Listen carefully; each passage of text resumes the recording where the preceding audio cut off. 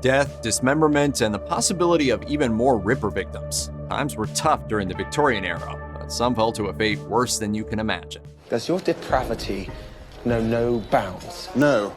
Charles Bravo died in 1876, succumbing to a slow and painful death brought about by some poison slipped into his glass of water on his nightstand. The poison was antimony, which kills slowly enough that he would have known what was happening. Bravo had enough time to reveal who poisoned him, but he never did. At the time, it was believed that he must have killed himself because of the attitude he took to finding his killer. We now know that such calmness is one of the effects of the poison, and it turns this from a suicide to a whodunit. Even Agatha Christie got in on the crime solving, as it was quite the cast of real-life characters. Christie's money was on the doctor, who had not only given Bravo's wife an abortion, but who had become her lover. There was also the widowed maid, who was about to be released from service, and then there was Bravo's wife, Florence. According to Florence, Bravo wanted kids. After suffering 2 miscarriages, however, she was terrified a pregnancy would kill her. A contemporary examination of the facts suggests it was Florence in the bedroom with the poison. According to historian James Ruddick, antimony was commonly used at the time by women to combat their husband's addiction to alcohol. Although a coroner's inquest concluded that Bravo had been murdered, there was insufficient evidence to determine anyone's guilt.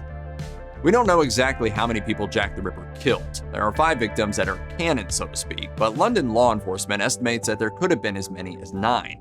Dear God, we could be looking for a butcher after all. Emma Elizabeth Smith was attacked early on April 4, 1888, and she survived a horrific beating and sexual assault. She died 4 days later after telling London hospital surgeons that 3 or 4 men attacked her. Next was Martha Tabram, killed in the early hours of August 7, 1888, after she and a friend picked up a pair of sailors in a Whitechapel pub. She was killed with 38 stab wounds from a penknife and 1 from a bayonet. Some debated victims came after the end of the Ripper's reign, including Alice Mackenzie, killed just after midnight on July 17, 1889, by a number of stab wounds said to have required anatomical knowledge. The Pinchin Street murder victim, discovered in September 1889, was never definitively identified, as the body was missing its head and legs. Then there's Frances Coles, who was killed around February 12 or 13, 1891. She was still alive when she was found, and the attending police officer followed procedure and stayed with her instead of chasing her fleeing killer. As horrible as these murders were, they were generally considered not brutal enough to fit the profile of the Ripper.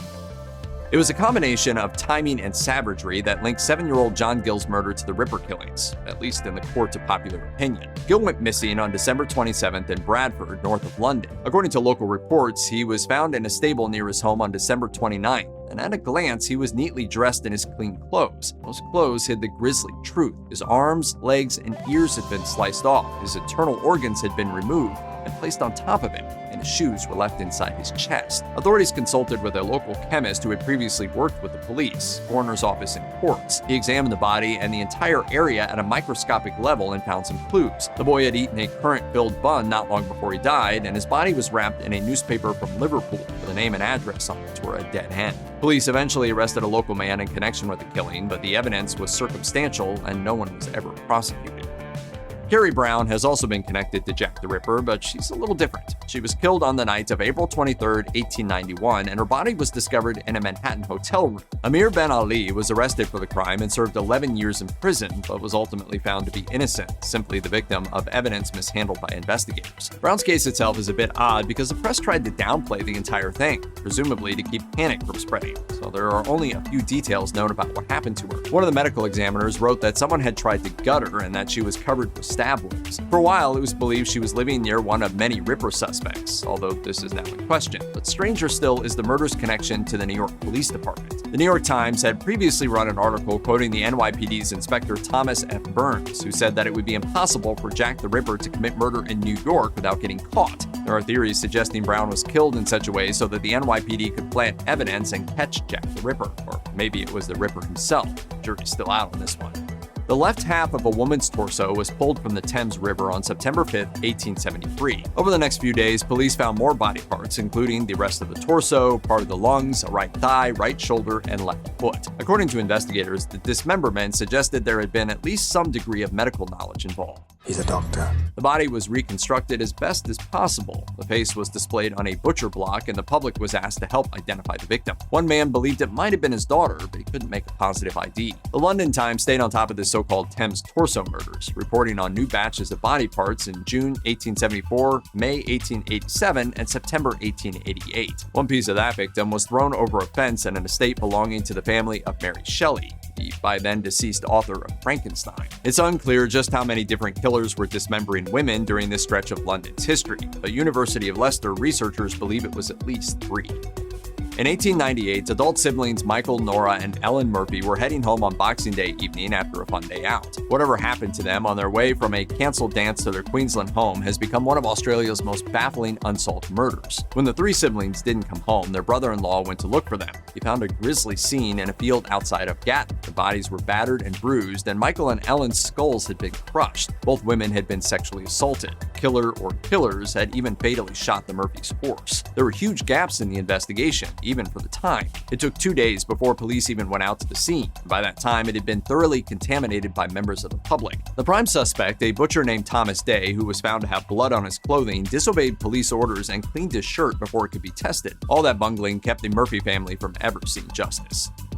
It's been suggested that Harriet Buswell could have been an early victim of Jack the Ripper. Incredibly, 16 years before the Ripper's assault on Whitechapel. Buswell was killed in London on Christmas morning 1872, and the series of events leading to her death began with a Christmas Eve trip to the Alhambra dance hall. There she picked up a man described by witnesses as a well-dressed foreigner, probably German, and headed home with him. Her landlady found her the next morning, her throat cut several times, with what police described as a peaceful expression on her face and a thumbprint on her forehead. There was an apple with a single bite taken from it on her bedside table, but no trace of apple was found in Buswell's stomach contents. The manhunt for her killer led to Dr. Gottfried Hessel, a German minister on a stopover on his way to South America. This was the good old days before forensics. Hessel was ultimately cleared because of his good character and alibi, even though his maid testified she had washed several bloodied handkerchiefs for him the night of the murder. No one else was ever arrested. 3 boys poking around the Thames in Battersea on June 4, 1889, came across a human thigh severed at the hip and knee. They wrapped it up and took it to the police. Almost immediately, news came that the lower part of the woman's body had been found 5 miles down the Thames. According to reports, police were debating how much of a body was actually needed to open an official inquiry when more parts started showing up. A Battersea Park gardener found a package containing some flesh. An empty torso was found in the Thames, an arm wrapped in a skirt showed up at Covington's Wharf, and a right leg and foot were found wrapped in pieces of a tweed coat. Over the next week, organs, pieces of organs, a left arm, hands, an empty pelvis, a bladder, and a right thigh turned up. The last piece was found on June 11th. However, on June 12th, a male fetus, approximately 6 months into gestation, was found in the Thames, stuffed into a pickle jar. The reassembled body was identified as Elizabeth Jackson. Her family reported her missing in May, and a few major theories developed, including that Jackson was attacked and killed in Battersea Park, that she died after a botched abortion, or that she was another of Jack the Ripper's victims. No one knows.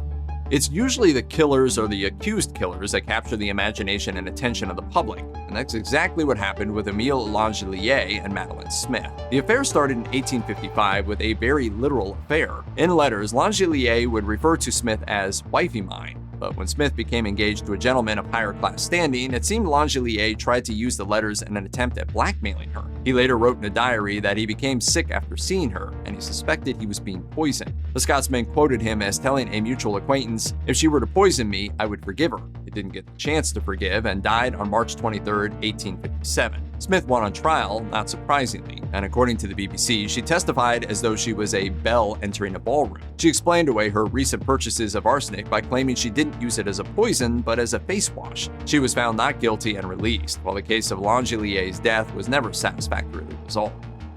Get up! There's light enough for what I've got to do. The death of Nancy in Charles Dickens's Oliver Twist has long twisted critics' knickers. Condemned as too graphic, it's been left out of most performances, and according to writer and researcher Rebecca Gowers, it was based on the murder of Eliza Grimwood. According to reports, Grimwood's cousin found her body on May 26, 1838, and it was every bit as violent a death as Dickens would later write. Her throat was cut, nearly severing her head, and she had deep wounds on her hand that suggested she had tried to shield herself from her attacker. Blood covered the room, and a number of post-mortem stab wounds were found. Witnesses saw her with a respectable-looking man the previous night, and even though there were a few suspects, the case was never solved. There are 2 weird footnotes in this case. The first is a contemporary theory that suggests she was killed by a hit squad hired by newspapers to make news on the days when there wasn't enough of it. The second is that the killer may have had another victim. Dickens himself. Dickens loved the scene and once acted it out on stage so enthusiastically that friends said it damaged his health, encouraged the stroke, and led to his death.